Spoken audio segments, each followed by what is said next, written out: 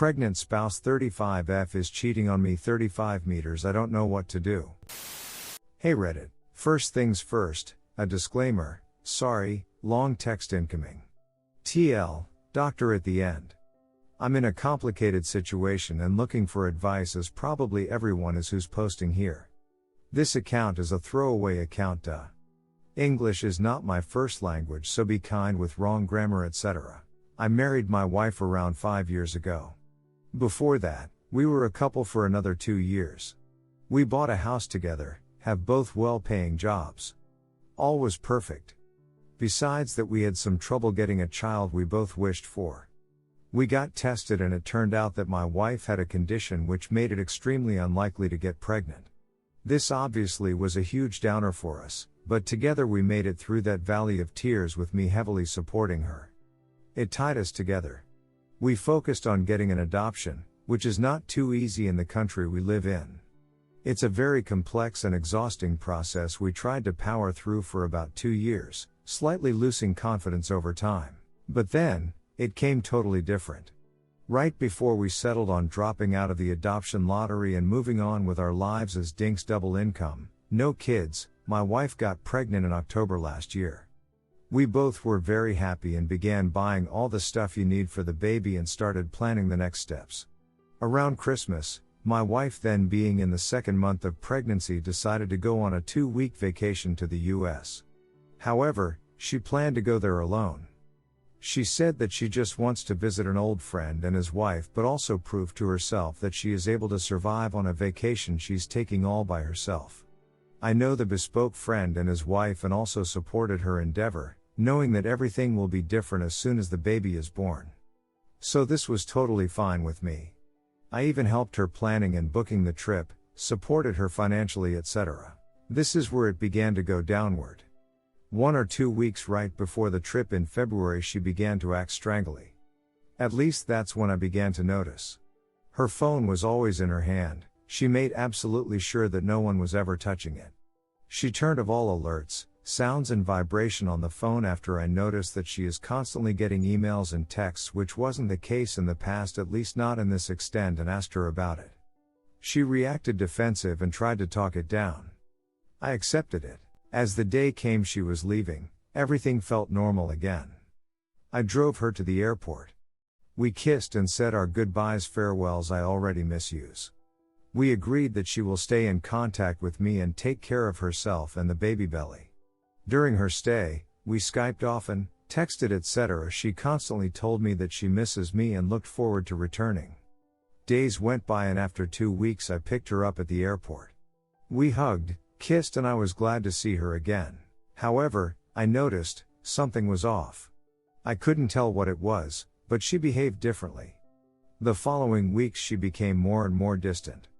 We got into fights about minor things on the level of this cup isn't placed properly on the cupboard and similar trivialities. However, we proceeded to build the baby room, painted the walls, etc. I again noticed that she still never took her eyes off her phone. Since I slowly began to become suspicious, the unexpected vacation, the phone thing, her changed reactions, I tried to sneak looks at her phone content. There were some opportunities where I could look at her messages. This is where my heart broke. I learned that she is constantly texting, timiding and emailing another man for 4 months now. On a daily basis, they send each other nudes, pledge their love and loyalty, and even make plans to meet again and spend their future together. I also got to know that they had time. I was devastated. She, however, acted as nothing was wrong, yet became a bit more distant. Kisses got slightly sloppier, the time got less, she avoids hugging me, etc. My brain started to go to some sort of autopilot. I try to be the best husband on earth, taking even more care of the house, nursed her when she got a heavy cold, date nights which feel perfectly normal and nice, and so on. Behind the scenes I try to push the thoughts I have away. What is she up to? Will she leave me? What will happen to our baby? Is it my baby? I hope that everything will become alright over time because of the physical distance between them. That she will come to her senses again. To think about what she is doing here, how she destroys not only her life maybe, but also my life absolutely, and possibly our unborn kid's life. 1 month now has passed and it doesn't seem like that she will stop with it. This is where we are now. My problem now is, I think, she believes that I don't know what is going on. I feel bad that I snooped around, since before all that my wife was the person I trusted completely. We both had previous relationships in which we both got cheated on, so we made some sort of pact never do that to each other. I still love her but have doubts that she still loves me. I'm afraid to tell her because I'm afraid of her reaction and the outcome, but also I have no idea what to say to her. If I tell her, she might leave me. On the other hand, this could lead to her telling me what I did wrong, what caused her to cheat on me. She might run away with the child, however she also might stay and carry on with texting, meeting this guy and having me as her financier. TL, doctor, when Op's wife finally got pregnant she decided to cheat on him. He now has no idea what to do. My questions are, what would you do? Would you tell her? How would you tell her? Should I proceed ignoring this situation hoping it will go away when the baby is born? Am I a moron for still loving her? Thanks for reading. Writing this also was some sort of venting for me since I have no one else to tell. Update 1. Sorry for the wall of text, I'm too dumb to insert blank lines. Update 2. Following up on some of the posts and PMs I've received, but first, thank you all for your warm but also honest words. I cannot be absolutely sure if the kid is mine. She got pregnant in October and the first messages I found were from December, but I have no idea where and when they met the first time. I'll definitely go see a lawyer, simply to know my options. Abortion at this stage of pregnancy is illegal where I live. Update 3. My plan right now is to gather more evidence. It hurts so much to see all that crap on her phone and look for a lawyer to learn what I can and should do next. Then I will confront her. I plan to be there for the kid but will insist on a paternity test after birth. Just to make sure. Oh, and since a lot of people asked, I live in Germany. The guy she fed lives in the US, is a former soldier, now teacher. I've got his name, address, phone numbers, email. I know where he works. I know the name of his son. I thought about contacting him, confronting him. But I think I'll wait to do this. Redditors' reactions. Redditor 1, okay, let me be the first to tell you something you probably already know but don't want to admit to yourself. Your marriage is most likely over. People who are married work as a team, they help each other and work together to keep the marriage going. Your wife is not on your team, she is on the opposing team. She is lying to you, to your face, hiding things from you, and cheating on you. These are not things that someone who is your partner does. Therefore, she is not your partner, by action if not by title. Therefore, preventing her from leaving should not be a priority, because she has already left. She has left by vacating her promise to love, honor and cherish and always be truth to you. She might still be there physically, but mentally she has left and eventually she will follow physically. On the other hand, this could lead to her telling me what I did wrong, what caused her to cheat on me. Whatever you did wrong, if anything, did not cause her to cheat. She cheated because she decided to lie to your face. If she had a problem with the marriage or with you, she should have told you so that you and her could fix it together.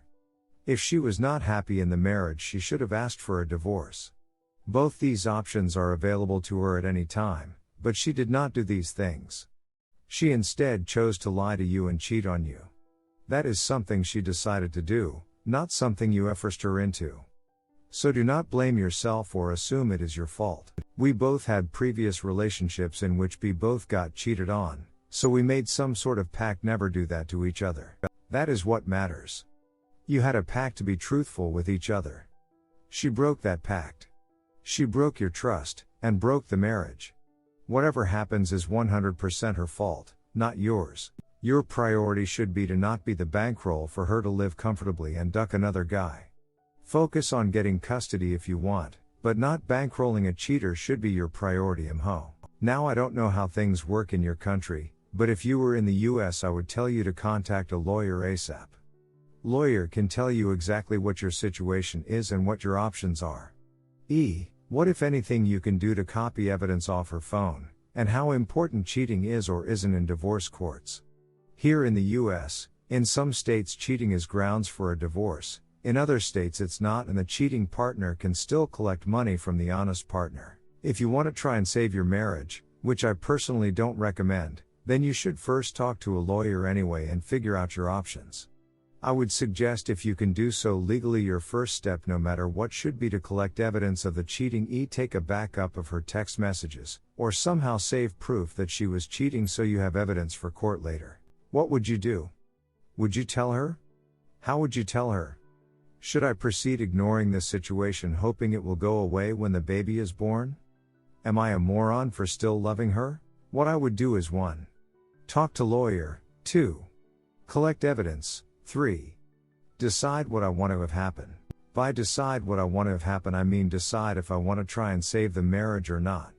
Personally, if I were in your shoes, I would not want to raise a child with someone who thinks it's okay to be dishonest like this. I would encourage her to get an abortion, and then we go our separate ways. At that point she can have all the fun she wants with her other dude and can fulfill her promise to go be with him. You're not a moron for still loving her. It doesn't work that way. You don't instantly stop caring about someone just because they do something bad. No matter what happens, split up or stay together, this is gonna suck for you and involve a lot of heartache. And that's 100% her fault. But I would suggest think with your head here and not with your heart. She didn't love you enough to stay faithful, so you should think logically rather than romantically. Think about whether there actually is any chance at long-term happiness or not, or if every time you see her you're going to remember what she did to you. I'll end with an analogy I like to use. A relationship or marriage is like a house. The foundation is made up of trust, respect, and honesty. That's the solid base on which everything else is built. The framing is a solid friendship that forms the core of the house. And the walls are the love that wraps you together. Once a foundation crumbles, the rest of the house will fall. Maybe not today, maybe not tomorrow, but it will happen because the house no longer has a solid base to stand on. Doesn't matter how much friendship or love you have, if you don't have trust and respect, it's not gonna work out.